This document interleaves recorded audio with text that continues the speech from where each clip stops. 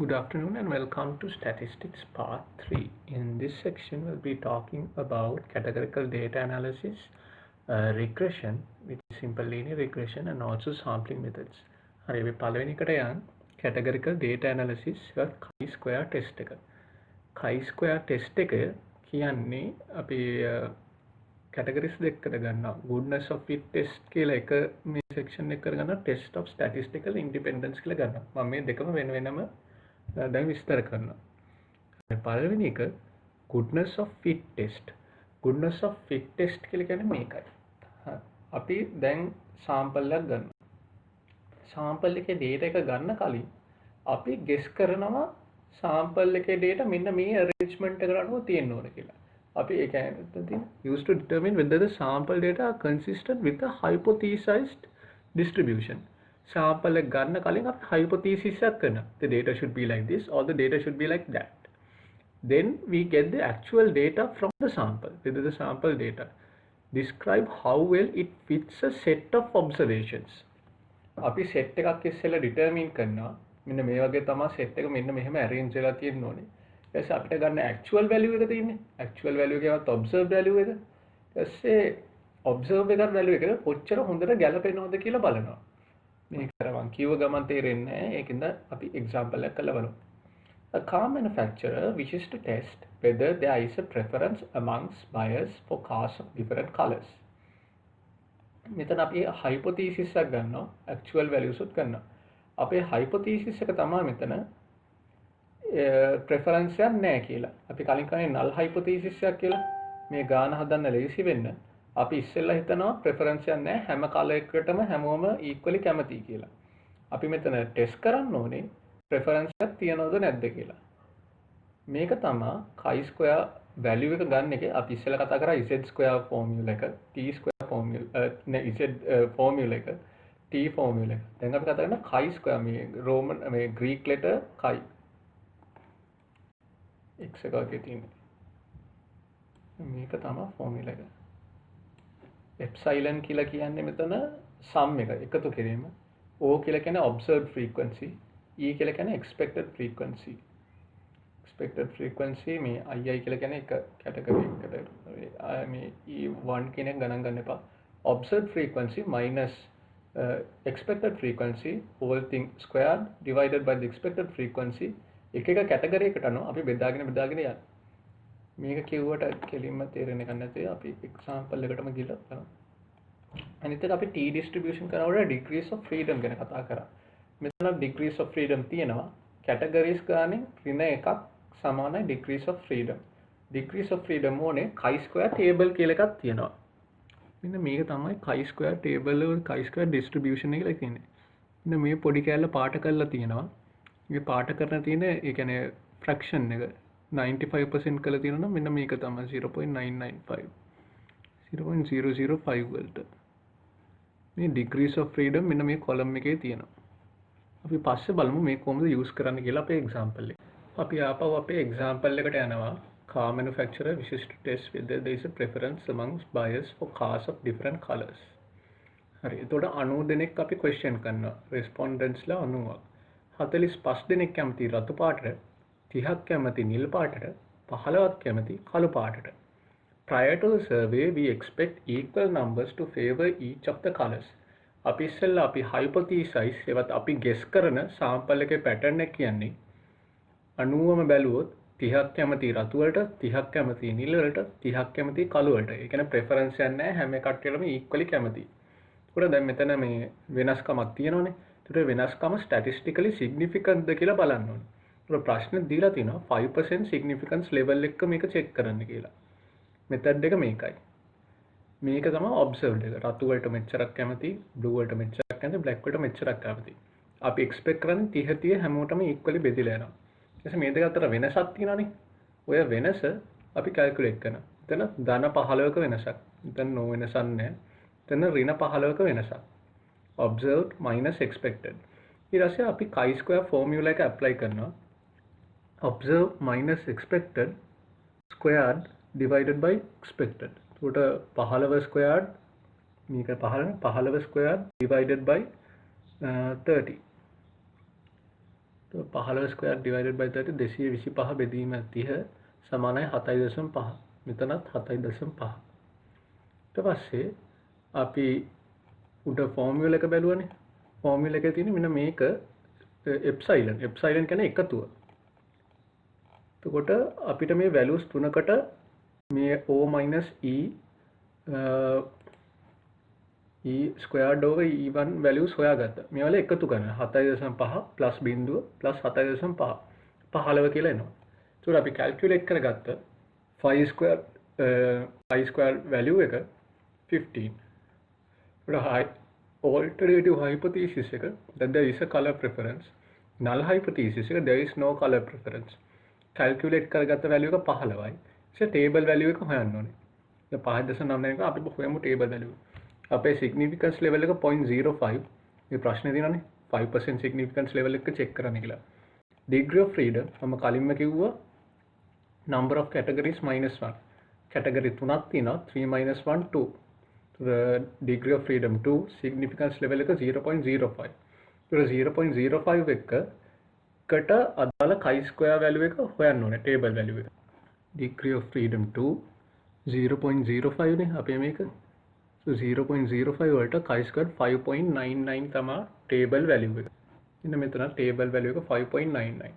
එතකොට අපි calculated value එක 15යි මේ formula එකෙන් table value එක 5.99. this is greater than the table value. ඒකින්ද අපි null hypothesis එක reject කරනවා. there is a color preference. අපි බැලුවොත් මේක preference එකක් තියෙනවනේ. ගොඩක් කට්ටිය කැමති රතු පාටට. කට්ටිය කැමති නැහැ 15ට. මේ 15 නේ කළු පාටට. මොකද 15 දෙනයි ඒකට කැමති වෙලා තින්නේ.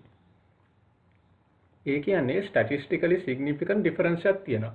අපි statistically significant කියලා කියන්නේ සමහර වෙලාවට differences එකක් තියෙනවා. ඒත් statistically significant කියන්නේ errors ඔක්කොම අයින් කළා. ඒ කියන්නේ අපි counting error එකක් නැත්නම් time error ඒ වගේ errors වලට අනුව මේ difference එකක් තියෙන්න පුළුවන්. ඒත් error එක ලොකුයි නම් 5% level එකකට මේ formula එක දාලා හොයන්න පුළුවන්. ඒක අපේ statistics වලට ගන්න පුළුවන් මේක difference එකක්ද කියලා. ඒක තමයි goodness of fit test එක කියලා කියන්නේ. අපි guess කරනවා කලින් pattern එකක් මේ expected pattern එක observed වෙන pattern එක මේ formula එක දාලා බලනවා ඒ අපේ expected pattern එකයි observed pattern එකයි අතර ලොකු වෙනසක් තියනවද කියලා. table value එක බලලා table value එකට වඩා calculated value එක වැඩි නම් අපි ඒක reject කරනවා. ඒ කියන්නේ preference එකක් තියෙනවා නැත්නම් null hypothesis එක reject කරනවා. ඒක ප්‍රශ්නයක්. The test of independence. Test of independence when the analysis is extended to classifications of more than one dimension. ඒ කියන්නේ more than one variable. Test of independence are used. ඒ කියන්නේ ස්වාධීනද නැද්ද කියලා බලන්න ඕනේ. අපේ කලින් example එකමයි data on car color preference classified according to genders. මේක contingency table කියලා කියන්නේ. මේක එහෙමයි. රතු, නිල්, කළු cars තියෙනවා. ඒවල male and female වෙන වෙනම ගන්නවා. අපි question එකක් දෙනවා are you male or are you female කියලා බලන්න. ඊපස්සේ රතු ගත්ත පිරිමි මිනිස්සු 30ක් ඉන්නවා. රතු තෝරගත්ත ගෑනු මිනිස්සු 15ක් ඉන්නවා. blue equally male and female තෝරගෙන තියෙනවා. black males ලා 5යි females ලා 10යි. දැන් අපි මෙතන බලන්න ඕනේ gender එකයි color preference එකයි අතර සම්බන්ධතාවයක් තියනවද නැද්ද කියලා 5% වල. ඒතර නිකන් අපිට numbers එක්කම guess එකක් එනවා. ඒත් බලන්න ඕනේ ඇත්තටම මෙහෙම preference එකක් තියනවද කියලා statistical test එකක් දාන්න. හරි. මෙතන ගන්න alternative hypothesis එක තමයි color තෝරගන්න පාට සහ male ද female ද කියන gender එක association එකක් තියෙනවා. ඒ කියන්නේ ගැහැණු මිනිස්සු ගොඩක් කැමති එකට පිරිමි මිනිස්සු ගොඩක් කැමති අනිත් එකට. අපේ null hypothesis එක තමයි මේ දෙක අතර මේන සම්බන්ධතාවයක් නැහැ. මේක ස්වාධීනද නැද්ද කියලා බලන්න ඕනේ. whether they are independent or not. That's why we call this test of independence. සම්බන්ධයක් තියනවද කියලා හොයාගන්න.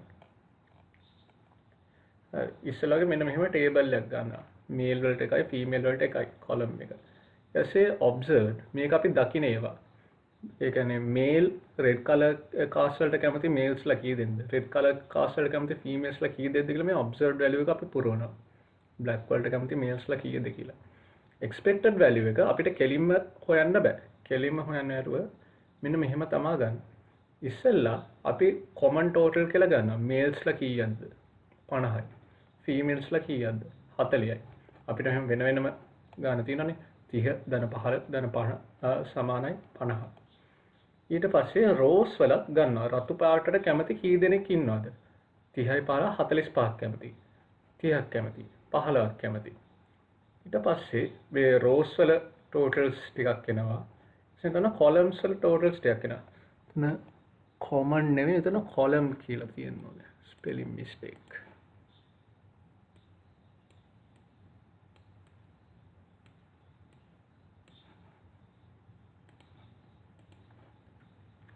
ඊට පස්සේ grand total එක කියන්නේ මුළු questionnaire එකටම සම්බන්ධ වුණු ඔක්කොම කට්ටියගේ total එක. මෙතන 6ක් තියෙනවානේ. 6ම එකතු කරාම grand total කියලා තියෙනවා.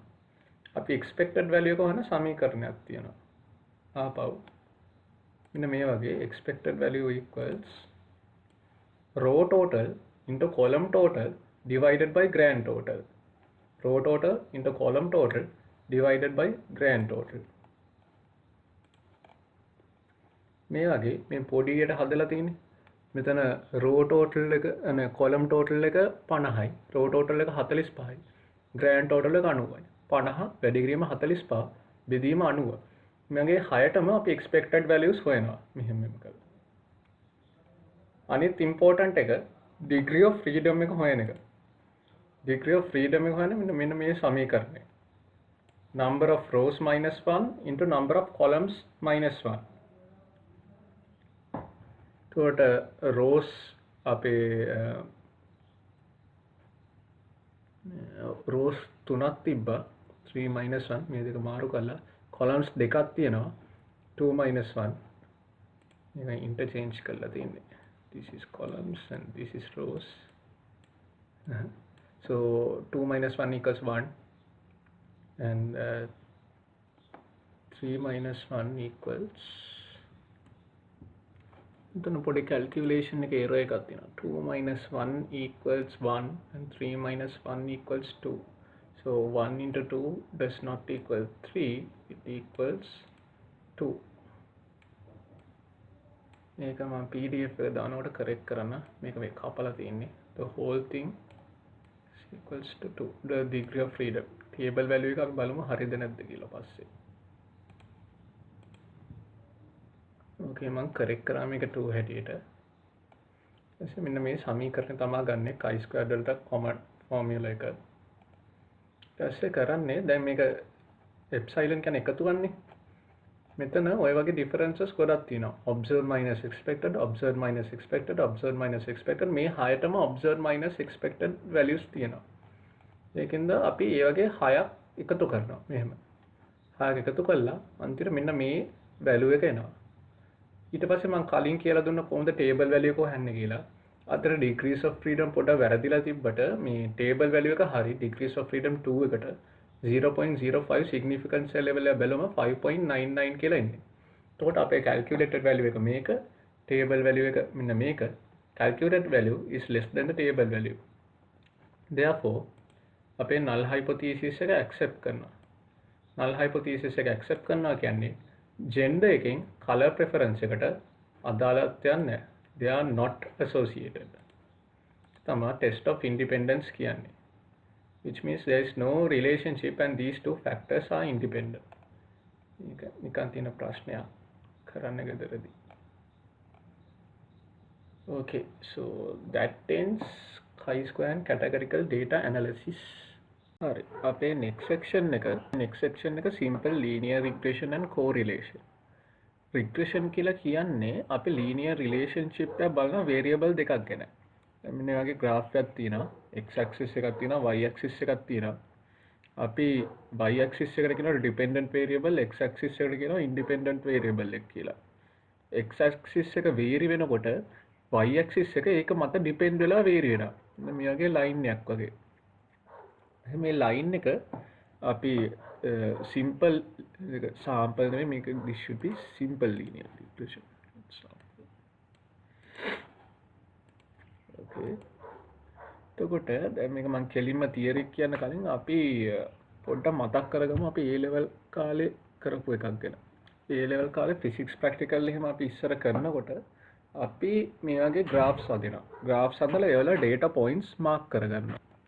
ඒ කියන්නේ එක data points ගන්න සාමාන්‍ය එක practical එකක් කරා මතකයි මේ පැත්තේ y axis සංඛ්‍යාතය මේ පැත්තේ සරසුලක තියෙන මේ පැත්තේ resonance වෙන සංඛ්‍යාතය මේ පැත්තේ tube එක දිග සමහරවිට තන්තුවක ආතතිය මේ පැත්තේ දාලා මේ ස්ක්වයර් රූට් එක දාලා මේ පැත්තේ අපි දානවා pendulum එක period of time එක ඒ වගේ එසේ කරන්නේ එක එක අර x axis වලට y axis වල අපි අර එක එක x axis වලට experiment කරලා y axis වලට මෙන්න මෙහෙම data point ගන්නවා ඊට පස්සේ අපි අපේ physics වල තියෙන equation එකට හරියන අපි ගන්න baseline එකක් කියලා එකක් ගහනවා baseline එකක් කියන එක අපි ඒ කාලේ ගහන්නේ නිකන් එහෙම් බලලා රූලර් එක තියලා මේක නිකන් අර ගොඩක් කිට්ටුයි වගේ කියලා හිතලා අපි බෙස්ෆිට් ලයින් එක මෙන්න මෙහෙම ගහනවා. මේ ගොඩක් ඇකියුරේට් නැහැ මොකද හියුමන් එරර් එක ගොඩක් තියෙන හින්දා. අපි කරන්නේ අර ඇහැට ලස්සන විදියට පේන හින්දා ඒ විදියට ගහනවා. ඒ සිම්පල් ලීනියර් රිග්‍රෙෂන් වලින් කරන්නේ මේ බෙස්ෆිට් ලයින් එක සිම්පල් ලීනියර් වල මේ වෙනේ වල නෙවෙයි. ඒ ස්කැටර් පොයින්ට්ස් මේ ස්කැටර් ග්‍රාෆ් එක කියලා කියන්නේ මේක ස්කැටර් වෙලානේ තියෙන්නේ මේකට ගොඩක් විදියට හරියනම විදියට මැතමැටිකල් ඉක්වේෂන් එකකින් කැල්කියුලේට් කරලා මෙයාගේ බෙස්ට් ෆිට් ලයින් එක ජෙනරේට් කරන කම්පියුටර් එකකින් ඒක හොයන ඉක්වේෂන්ස් වල මැතමැටිකල් ෆෝමියුලාස් ටිකයි මැතමැටිකල් ප්‍රොසීජර් එක තමයි අපි දැන් ඉගෙන ගන්න.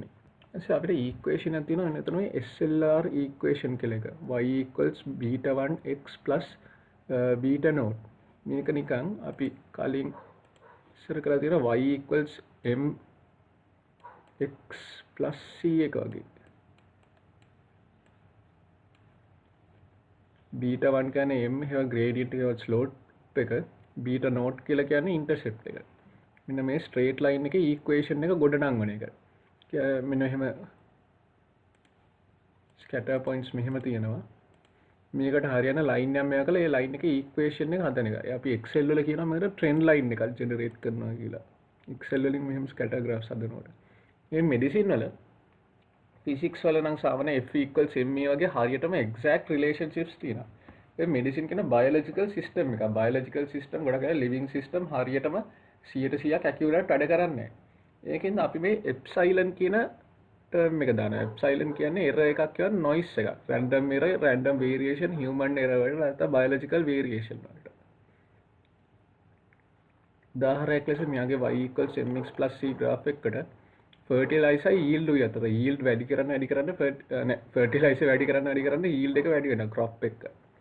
තව වයස වැඩි වෙන blood pressure උත් වැඩි වෙනවා. දැන් බලමු SLR analysis කරන්නේ කොහොමද කියලා. Analysis steps. Draw a scatter plot to see if whether the relationship is linear. අපි axis එකක් මෙහෙම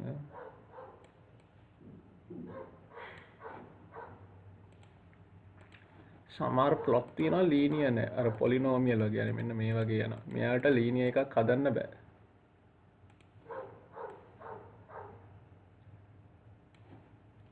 මෙන්න මේ වගේ කියනවා නම් අපිට linear එකක් හදන්න පුළුවන්. ඒකට linear නම් එක line එකක් අඳින්න පුළුවන් වගේ idea කරන්නේ අපි SLR analysis එකක් කරනවා. computer එකේ නම් best fitting line එක ගොඩක් complex වුණාම කරන්නේ.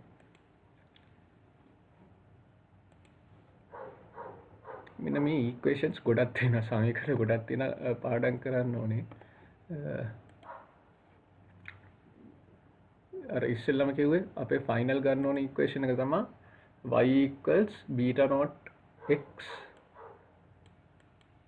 β0 β1 x plus β0 එතකොට y x උයි අපිට coordinates වලින් දන්නවනේ අපි β1 උයි β0 උයි හොයා ගන්න ඕනේ ඒක හොයන්නේ ඉස්සෙල්ලම මේ sum x sum xy මෙන්න මේ කැලි වලින් අපිට x values y values දන්නවා අපේ graph එකේ ඒකේ මෙන්න මේ s values තුන හොයනවා s මෙයා ටික හොයුවට පස්සේ මෙන්න මෙතන තියෙන මේ β1 හොයා ගන්න පුළුවන් β1 හොයාගත්තට පස්සේ sxy sxx වලින් බෙදෙන එක මේවා මේ හදන හැටි මම කියන්නේ අපි එක්සැම්පල් එකක් කරලා බලමු. ඒතකොට තේරුම් ගන්න ලේසි නැත්නම් ඉක්වේෂන් එක බලලා කවදාවත් තේරුම් ගන්න අමාරුයි. β1 දන්නා නම් මෙන්න මේ ඉක්වේෂන් එක y x උයි අපි දන්නවා. β0 හොයාගෙන අපේ ඉක්වේෂන් එක කම්ප්ලීට් කරගන්න පුළුවන්.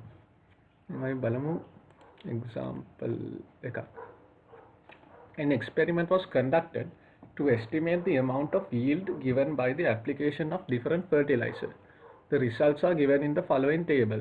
Construct the SLR equation. මෙන්න මෙහෙම අපේ තියෙනවා table එක fertilizer x axis yield එක y axis. fertilizer එක මෙයා වෙන්න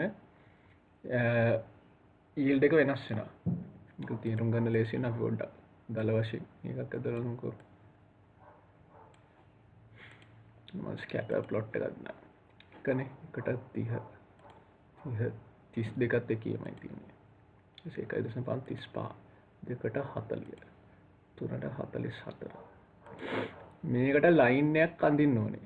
මේවා යාක් බේස් ෆිට් ලයින් එකක බේස් ෆිට් ලයින් එකේ ඉක්වේෂන් එක හොයන එක තියෙන්නේ. එතකොට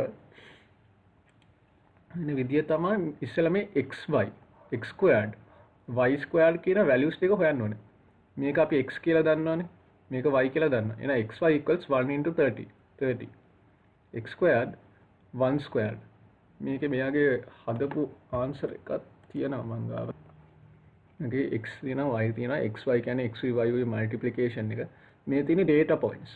අපි එක එක fertilizer අපි x මේවා ගන්නකොට y වල අපි measure කරනවා.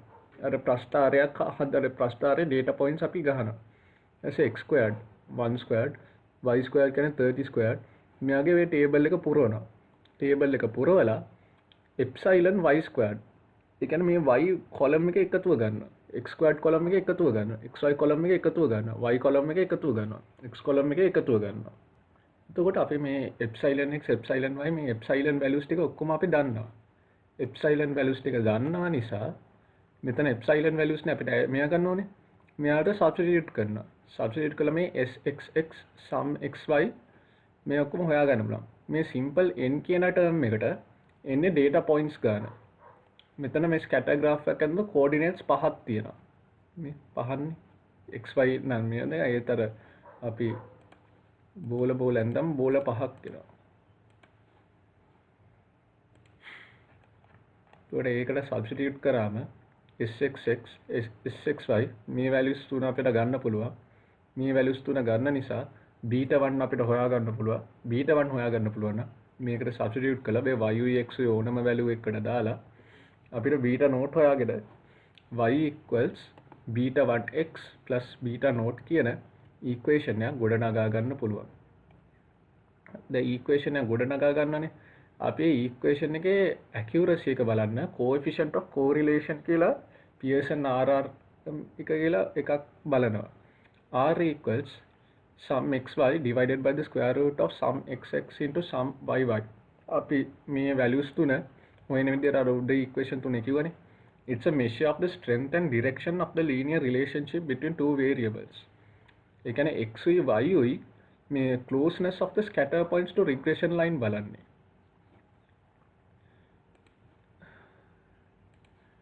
example graph එකක් අදිනවා. graph එකේ scatter points මෙහෙම මේකට regression line එක මෙහෙම ගහනවා. මේ scatter points කොච්චර මේ best fit line එකට ලං වෙලා තියෙනවද කියලා හොයන්නේ. දැන් මෙහෙම එකක්. දැන් හිතන්න මේ එතකොට එච්චර ගොඩක් ළඟ නම් අපි කියන්නේ r equals +1. there is a very strong positive correlation කියලා. measure the closeness of the scatter points to the regression line. R එක බිඳුව කියන්නේ there is no correlation. මේකට example එකක් ගන්න. මේ තියෙන්නේ r equals 1 වලට ලං වෙලා තියෙන එක. r equals 1 නම් මේ x මේවට හරියට මේ line එක උඩ එන්න ඕනේ perfect මේකක්. r equals +1. ඒ කියන්නේ positive උඩට යන slope එකකට ගොඩක් ළඟයි. negative correlation එක r equals -1. මෙතන ලියන්න. r plus 1 r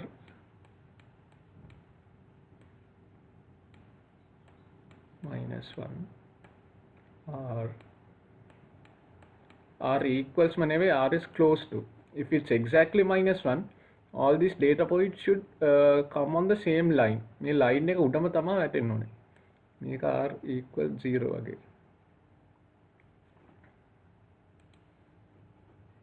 මෙතන ගොඩක් අර positive gradient එකට ලං වෙලා තියෙන එක when one variable increases the other increases. x වැඩි වෙනකොට y වැඩි වෙනවා. ඉතින් positively correlate වෙලා තියෙන හින්දා line එකේ r +1 කියලා කියනවා. negative පැත්තට ගත්තොත් inversely proportional නම් inversely proportional වෙලා හරියට මේ data points line එකක් වගේ ලස්සනට arrange වෙලා තිබ්බොත් r equals -1 වලට ළඟ value එකක්. ඒත් මේ no correlation කියන එක බලන්න.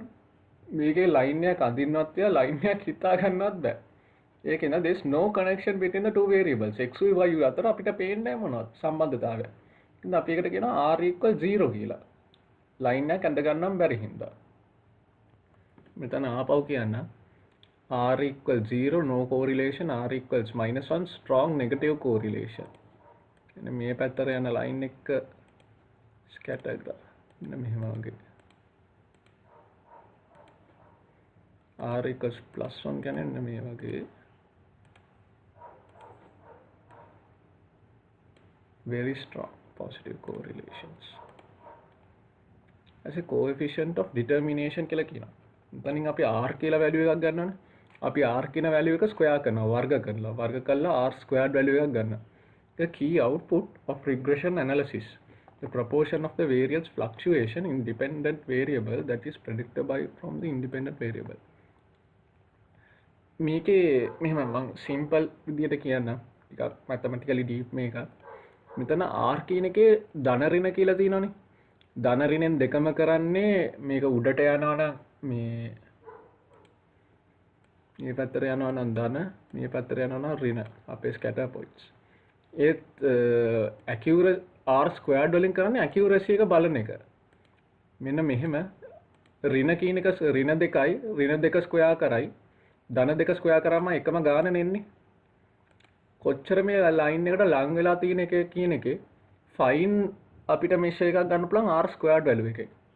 يعني හිතන්නකෝ r equals +1 r equals -1 දෙකේම දැන් මේ r values නේ මේක ස්ක්වයර් කරාම දෙකේම එන්නේ 1. ඒකෙන්ද plus උයි minus අර direction එක අයින් කළා accuracy එක බලන එක තමයි r squared වලින් කරන්නේ. අනිත් එක r squared වලින් කරන්නේ මේ අර prediction කියන මම මේ simple කියන අපි සාමාන්‍යයෙන් graph එකක් අඳිනවා. graph එකක් අඳලා scatter points ටික දාමු. අපි practically use කළා then trend line එක ගහමු. line එක ගහලා අපි මේක use කරනවා predict කරන්න. දැන් අපි මෙන්න මේ x values වලට කළු දාමු. මේ x values වලට එහෙම අපි දන්නවා y values. ඒක අපි measure කරපු ඒවානේ. අපි මේ graph එක කරන මේක equation එකක් අරගෙන අපි දන්නේ නැති ඒවාට predict කරන්න හදනවා.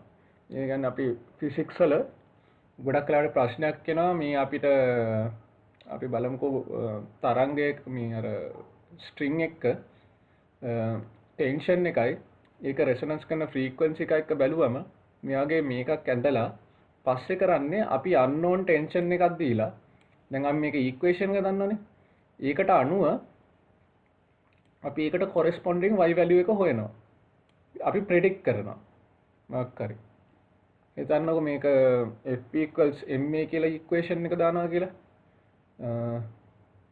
f equals ma m constant m කියන එක නියතයක් මේක acceleration අපි acceleration එකට දාලා force values මෙහෙම කියලා දන්නවා ඒ මේ value එකට අපි කරන්නේ සාමාන්‍යයෙන් graph එකෙන් උඩට මේව කරා මෙතෙන්ට මේව කළා මෙහෙම කළා y value එකක් predict කරා අපිට මේ x value එකේ y value එක කරන්න ඕන නම් මෙහෙම උඩට ගියා මේ line එක intersect වෙන තැන හෙව්වා y value එක හොයාගත්තා මේකට අදාළ y value එක හොයන්න ඕන නම් අපි equation එකට substitute කරා නැත්නම් ලේසිම එක graph එකෙන් උඩට ගියා මේක මේවා කරා ඊට පස්සේ මේකට හොයාගත්තා මේක කියන්නේ predict කරන එක කියලා predictable from the independent variable ඊට පස්සේ r squared equals 1 r squared equals 1 කියලා කියන්නේ perfect value එකක්. ඒ වෙලාවේ මේ unknown value එකක් අපි graph එකෙන් හොයනවා නම් මේක 100ට 100ක් predictable. කියන්නේ අනිවාර්යෙන් මේ y value එක තමයි එන්නේ. මේක වань දැන් මේක පොඩි accuracy එකක් නැහැ නේ. මේක r squared equals 1 නෙවෙයි. ඒ කියන්නේ මේ line එක උඩට නෙවෙයි මේ data points එන්නේ. එතකොට පොඩි inaccuracy එකක් තියෙනවා. එතකොට r squared equals 0 නම් scatter එක මෙන්න මේ වගේ. ඒ කියන්නේ graph line එකක් අපිට අඳින්න අමාරුයි. line එකක් අපිට අඳින්න අමාරුයි කියන්නේ මෙන්න මේ වගේ unknown එකක් predict කරන්න බෑ. That is absolutely not predictable from the independent variable. In simple terms, the proportion of the variance fluctuation dependent variable අපිට equation එකේ ආපහු මේක තීරු නැතුණා. මේකනේ අපේ ප්‍රශ්නේ. හරි. දැන් මේක මෙයා කළා අපිට equation එකක් අපි මේක solve කරා කියලා හිතමුකෝ. y equals beta 1 x plus beta naught. අපි හිතන්න ඕනේ කියන්නකො ෆර්ටිලයිසර් එක න හතරක් දැම්මම කොහොමද කියලා. අපි දැන් මෙහෙම ඉක්වේෂන් එක බිල්ඩ් අප් කරව හින්දා x කියන එකට 4 දාලා අපි කලින් ඉක්වේෂන් එකේ බීටා 1 ඔය බීටා නෝට් 2 දන්නවා. එතකොට y කියන එක අපිට හොයාගන්න පුළුවන්. ඒත් වෙන්නේ මේක perfectly වෙන්නේ අර r squared equals 1 value එකක් තියෙනවා නම් විතරයි. r squared එක 0 වලට ළඟ value එකක් තිබ්බනම් අපි මෙතන මේ 4 වෙනි එකේ හොයාගන්න ඕන. අපි මේ equation එකට input කරාම මේකේ y value එකක් එනවා. ඒත් එක මේ accuracy එක අඩුයි. Which means the predictability is low. Basically කියන්නේ r squared එකෙන්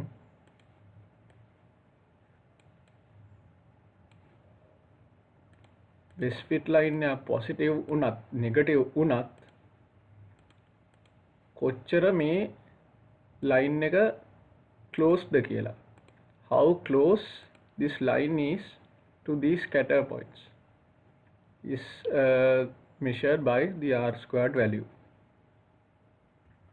මෙන්න මෙතන එක ආපහු තියලා තියෙනවා මේ r squared කියන්නේ 0 කියන්නේ the dependent variable cannot be predicted from the independent variable. අපි ඉස්සෙල්ලා හිතපු අර fertilizer ප්‍රශ්නේ ගැන හිතන්නකෝ. fertilizer ප්‍රශ්නේ අපිට x equals 4 වෙනකොට y value එක හොයාගන්න ඕන වුණා. ඒත් r squared equals 0 නම් එහෙම හොයාගන්න බෑ. ඒ කියන්නේ මේ mathematically එනවා එහෙම එකක්. ඒත් ඒක it's not accurate at all. It's 0% predictability. If r squared is 1, the variable can be predicted without error. Our y equals mx plus c graph එකේ x වලට ඕනම value එකක් දැම්මොත් perfectly y කියන එක predict කරන්න පුළුවන්. 0 to 1 කියන්නේ මේ දෙක අතර variable predictability එකකින් යනවා. The extent to which dependent variable is ඒ කියන්නේ මේක 0.5 වුණා නම් මෙතන 0.2 කියලා තියෙනවානේ. අපි y equals beta 1 x plus මේක අර y equals mx plus c මේකමයි වෙන terms දාලා මේකට අපි නොදන්න x value එකක් input කරලා එන y value එක we are only 20% sure about it. Only 20% of the y values are predictable by this equation if the r squared value is 0.2 as an example. මේකත් කරන්න ඕනේ homework ප්‍රශ්නයක්. That ends simple linear regression. දැන් අපි යන්නේ statistics part 3 වල අවසන් කොටසට. මේකේ සමහරකට සතුටු වෙන්න පුළුවන්. මොකද maths කැලලම් මේක නෑ sampling methods ගැන විතරයි. Just theory. So it's a bit easy compared to the last ones. So sampling involves the selection of a number of study units from a defined population. Inferential statistics වල කතා කරා වගේ ලොකු population එකක් තියෙනවා. ලොකුම population එක අපිට study කරන්න අමාරු හින්දා අපි පොඩි sample එකක් අරගෙන ඒක sample එක study කරලා population එක ගැන idea එකක් ගන්නවා. So the population is the total set of observation that can be made. for example ලංකාවේ ඉන්න ඔක්කොම ඉස්කෝලේ ළමයි කියන්නේ population එක. sample එකක් කියන්නේ අපි select කරගන්න පොඩි කොටසක් ඒ ලංකාවේ ඉන්න ළමයි වලින්. study unit එකක් කියන්නේ එක ළමයි. the population is made up of study units. මේක කතින malnutrition related to weaning in the Kandy district. Study population කියන්නේ all children between the ages of 6 to 24 months. Study unit කියන්නේ single child කෙනෙක්. The purpose of sampling the whole population cannot be studied, so we use small one. So a representative sample is a sample that has all the important characteristics of the population of which it is drawn. ඒ කියන්නේ දැන් sample එකයි population එක සම්පූර්ණයෙන්ම වෙනස් වෙන්න බෑ. ඒකට අපේ statistics උයි අපේ calculations උයි අපේ inferences උයි සම්පූර්ණයෙන්ම වෙනස් විදිහට වැරදිව result එකක් එන්නේ. ඒකෙන්ද sample එක අපේ ලොකු ප්‍රජාවේ නියෝජනයක් වෙන්න ඕනේ. representation එකක් වෙන්න ඕනේ. පොඩි representation එක mini version එක.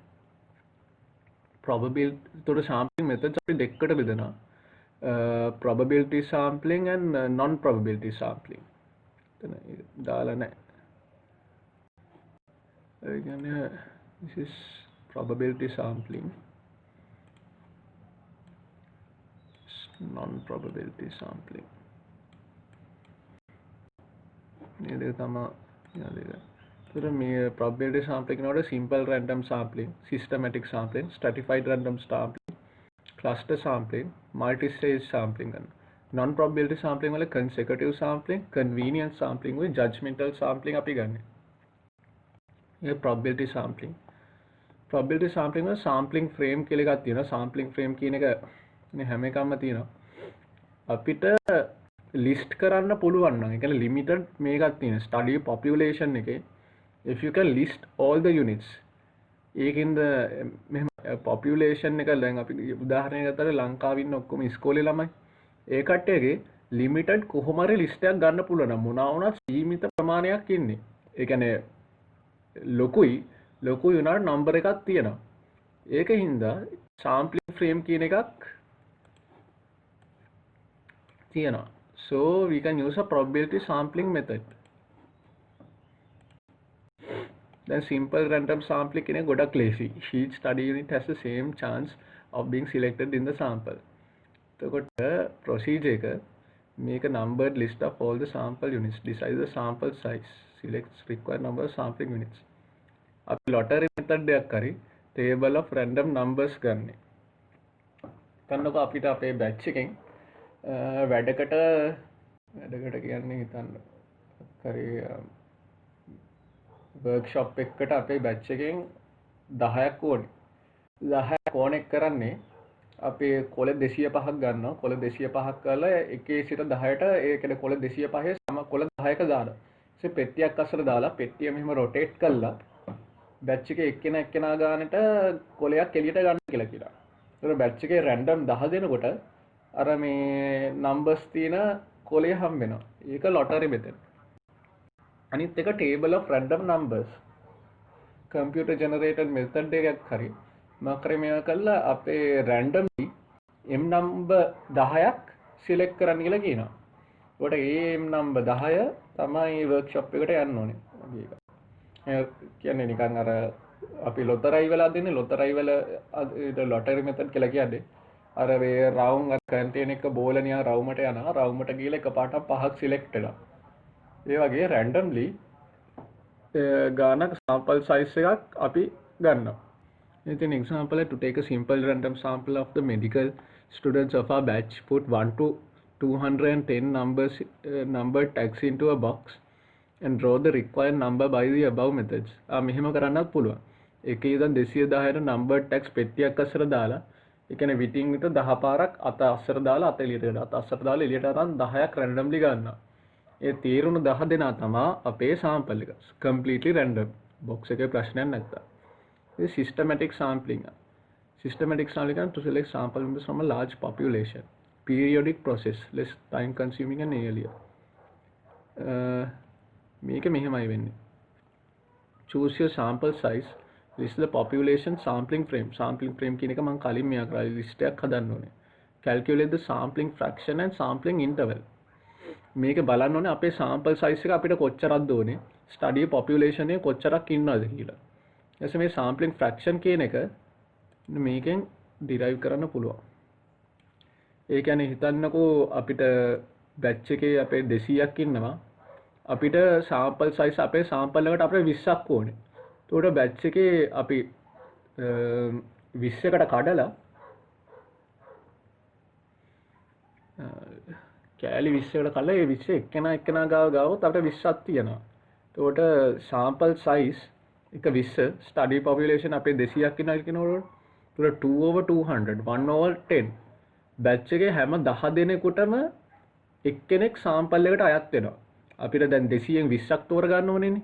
200න් 20ක් කරේ හැම batch එකේ 10 දෙනාටම එක්කෙනෙක් තේරෙනවා. sampling fraction. එතන sampling fraction එක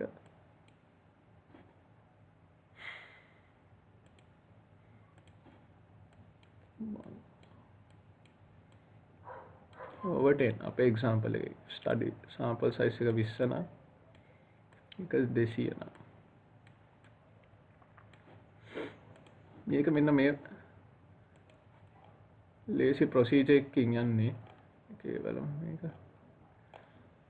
if the sample size is 1200 and the population is 1200 and the sample size is 100 sampling fraction එක 100 or 200 හැම 12 දෙනෙක්ගෙම එක්කෙනෙක් ගන්න ඕනේ 1200ක් ඉන්නොත් අපිට 100ක් තෝරගන්න ඕනේ sampling interval එක 12යි first unit එක randomly අපි පේලියට කට්ටිය දානවා 1200 දෙනා පේලියට දාලා selected number is 6 එතකොට 6 ඉඳන් 12 යනවා 6 18 30 42 එහෙම එකල ඉස්සර අපි සමහර අර ඉංග්‍රීසි ක්ලාස් වල අර ගෲප්ස් මේවා කරන්නේ එන කට්ටිය පොලිමට තියලා අත උස්සන්න කියන 1 ඉඳන් 4ට 1 2 3 4 1 2 3 4 1 2 3 4 අන්තිමට කියන all fours go into one group all threes go into one group all twos go into one group කියලා. ඒ වගේ 4 alternatively එකතු වෙලා එක group එකක් හදන එකට කියනවා අපි systematic sampling කියලා. ආපහු කියන්නම් ඒ කියන්නේ කට්ටිය පොලිමට අරගෙන 1 2 3 4 එහෙම කියලා 1 2 3 4 කියලා 4 උස්සපු හැමෝම එක group එකකට ගියොත් ඒක කියන systematic sample එකක් කියලා. less time consuming easy predict and manipulate those who will be included in the sample.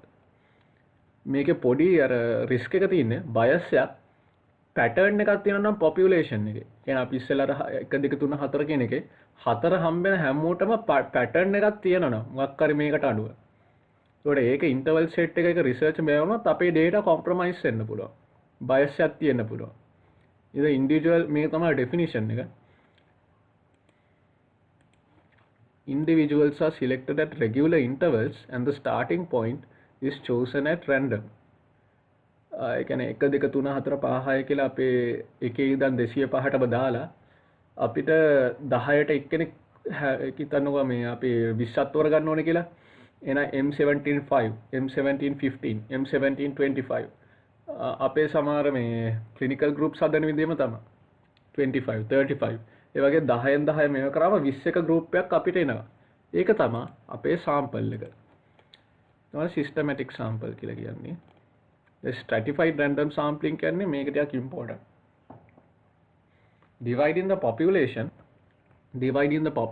according to subgroups strata කියන්නේ layers වගේ according to characteristics කියන්නේ sex race අනුව මේකට හොඳම උදාහරණයක් තමයි අපේ පාර්ලිමේන්තුව. දැන් පාර්ලිමේන්තුව ගත්තොත් රටේ රටේ එක ජනවර්ග තියෙනවා ගැහණු පිරිමි කියලා ඉන්නවා. ඒකට පාර්ලිමේන්තුව කියන්නේ අපෙන් ගන්න සාම්පල් එකක්. ඒ කියන්නේ අපේ නියෝජනයක්, අපේ රෙප්‍රසන්ටේෂන් එක.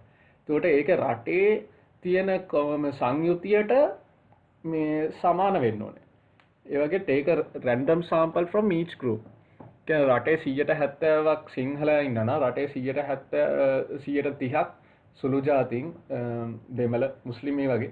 එහෙනම් පාර්ලිමේන්තුවේ අපි තෝරගන්න 225 හරියටම අපේ රටේම නියෝජනයක් වෙන්න ඕන නම් එන්නේ ඒ රේෂියෝස් අනුව තියෙන්න ඕනේ. පාර්ලිමේන්තුවේ මෙච්චර 170ක් සිංහල තියෙන්න ඕනේ 130ක් දෙමළ මුස්ලිම් වගේ.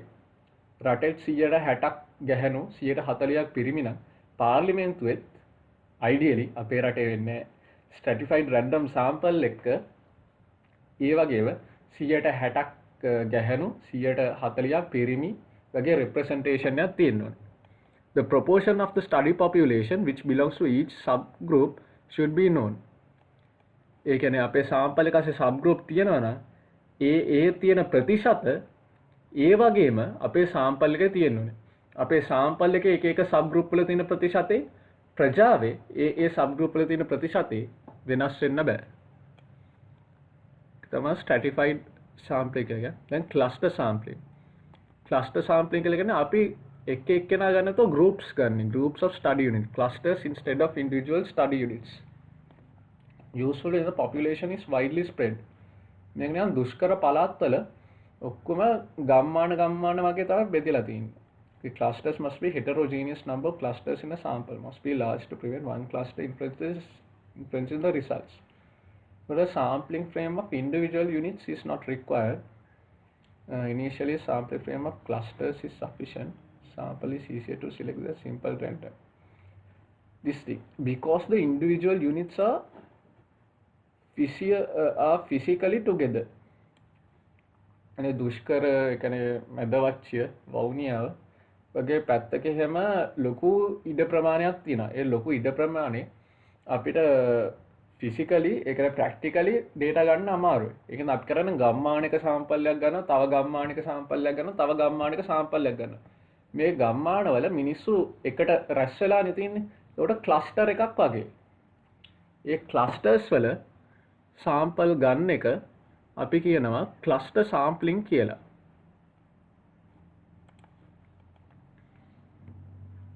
widely spread වෙලා තිනකොට පොඩි clusters වලට accumulate වෙලා තියෙන එක. මේකේ ලොකු disadvantage එක ලොකු chance එකක් තියෙනවා එක cluster එකකට පොඩි වෙලා තියෙන හින්දා final sample එක it's not a representative of the total study population. clusters හැටියට අපි ගන්න වෙන example තමයි districts. අපේ medical students ලා නම් එක තියෙන clinics, එක training groups ඒවා clusters හැටියට ගන්න පුළුවන්. ඊට පස්සේ වෙනවා multi stage sampling. multi stage sampling කරලා ලොකු diverse population එක sampling 2 or more stages වලින් කරන්න ඕනේ. උඩලට community based studies වල carried out in phases. කියන්නේ එක subset එකට අනුව එක sampling method එකක් කරන්න ඕනේ. අපි මේ example එක නැතුව මේ example එක survey එකට population එක divide කරනවා. ඒ කියන්නේ මේ survey එකක් කරනවා මුළු district එකෙම.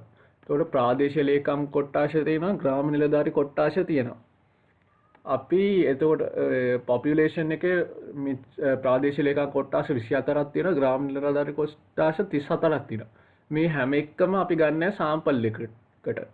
ඉතින් ප්‍රාදේශීය ලේකම් කොට්ටාශයක් තමයි ග්‍රාම නිලධාරි කොට්ටාශයට කඩන්නේ. අපි ඒක දන්නවා. එතකොට අපිට අවශ්‍ය ප්‍රාදේශීය ලේකම් කොට්ටාශ ටික අපි simple random sampling වලින් ගන්නවා. ප්‍රාදේශීය ලේකම් කොට්ටාශ ටික අපි පෙට්ටියකට දාලා label ටික අන්තිමට 10ක් ගන්නවා එළියට. එතකොට අපිට අවශ්‍ය ප්‍රාදේශීය ලේකම් කොට්ටාශ 10ක් select වෙලා. දැන් ඔය හැම ප්‍රාදේශීය ලේකම් කොට්ටාශයකම ග්‍රාම නිලධාරි කොට්ටාශ 34ක් තියෙනවානේ. එතකොට අපි එක number ගෙවල් වල දැන් ගෙවල් අර number කරලානේ තියෙන්නේ. ඒ කියන්නේ address එකට අනුව ඒක අපි systematic sampling method එකකින් ගන්නවා. ඒ කියන්නේ address එක 1 10 20 ඒ වගේ numbers ටික අපි systematic sampling වල ගන්නවා. ඒතකොට මේ survey එකට අපි methods දෙකක් පාවිච්චි කරලා තියෙනවා එක level එකට අනුව. උඩ level එකට simple random sampling භාවිතා කරලා තියෙනවා. පල්ලෙහා level එකට systematic sampling භාවිතා කරලා තියෙනවා. ඒතකොට stages දෙකක් තියෙන හින්දා අපි මේකට කියනවා multi stage sampling කියලා. දැන් අපි කතා කරන්නේ non probability sampling methods වල. මේකේ sampling frame එකක් අපිට හදාගන්න බෑ. ඒක sampling frame එක it's almost like an unlimited sampling frame. ඒක method දෙකක් තියෙනවා consecutive sampling, convenience sampling and judgmental sampling. Consecutive sampling කියන්නේ lazy එක. Best sampling method for non probability.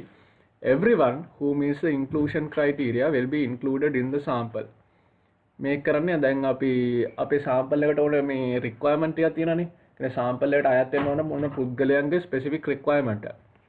ඒකට ඒ කට්ටිය list එකක් අරගෙන අපිට දැන් හිතනවා 10ක් ඕනේ කියලා. probability method එකක් ඕනේ නැහැ. මේ 10 හම්බ වෙනකන් අපි කෙලින්ම හැමෝම include කරනවා. done over a period of time or minimum number is completed. අපිට ළමයි 10ක් ඕන නම් ළමයි 10 probability method එක නැතුව කෙලින්ම හම්බෙන 10 කර්මය කරනවා. අපිට හිතන්නවා මාස 6ක් ඇතුළත මාස 6ක් නෙමෙයි දවසක් ඇතුළත මෙච්චර කට්ටිය ඕනේ කියලා sample එකකට හම්බෙන ඔක්කොම everyone who meets the inclusion criteria ඒ දවස් ඇතුළත අපි දානවා. Disadvantage, the duration may be too short. Minimum number එකක් complete කරනකොට තමයි duration is too short කියලා කියන්නේ. ඒ කියන්නේ ගොඩක් වෙලාවට අපේ මොනවා representation එකක් නැහැ. minimum number එකක් හම්බෙන ඒ කියන්නේ එක දිගට හම්බෙන එක්කෙනාව දාන හින්දා. It's a convenient sampling කියන්නේ people who are easily available at the time of data collection. ඒක අපි practically හොඳයි. Cheap and easy. Disadvantage, selected individuals may not adequately represent the population. ඒ කියන්නේ අපි survey එකක් කරනවා නම් පණු රෝග පිළිබඳ නුවර district එකේ ඉන්න අපේ survey එකේ center අපි survey කරන්න පේරාදෙණිය campus එකේ ඉඳන් ළඟම තියෙන ඉස්කෝලේට ගියා අපිට 30ක් ඕනේ නම් ඒ 30 ගත්ත ළඟම තියෙන ඉස්කෝලේ. ඒක convenient sampling. ගොඩක් representation එකක් ඇත්තෙම නැහැ. judgmental sampling කියලා කියන්නේ research තමන්ට හිතුන ඕන විදියට අත්නොමතිකව sample එක select කරන්න choose කරනවා. so තව එක method එකක් තියෙනවා මේක snowball sampling කියලා කියන්නේ. snowball sampling කියන එක අර අපේ ලොකු note එකේ තිබෙන මගේ interest එකට මම දැම්මේ where the research participants recruit other participants for a test or study. අපි drug එකක් ගැන test කරන්න ඕන නම් drug එකක් ගැන test කරන හැර malnutrition ගැන කරන්න ඕන ඒ research එකට participate වෙන සහභාගී වෙන කට්ටියට කියනවා ඔයාගේ යාළුවෝ තව set එකක් ගේන්න. ඊපස්සේ ඒ යාළුවන්ට කියන ඔයාගේ යාළුවෝ තව set එකක් ගේන්න කියලා මේක නිකන් snowball එක. snowball එකක් කියන්නේ හිම බෝලයක් අර කන්දක් දිගට පල්ලෙය roll වෙනකොට අර snow accumulate වෙලා ලොකු වෙනවා වගේ. ඒ වගේ සහභාගී වෙන කට්ටියට අපි කියනවා වෙන කට්ටියව recruit කරන්න කියලා. so ඒක තමයි අන්තිම අර additional sampling method එක. එතකොට ඒකෙන් sampling methods ගැන තියෙන කොටස ඉවරයි. So that ends statistics part 3. In part 3 we described about categorical data analysis by using the chi-square method, and then we did simple linear regression, and afterwards we ended it with sampling methods. So thank you and have a good day.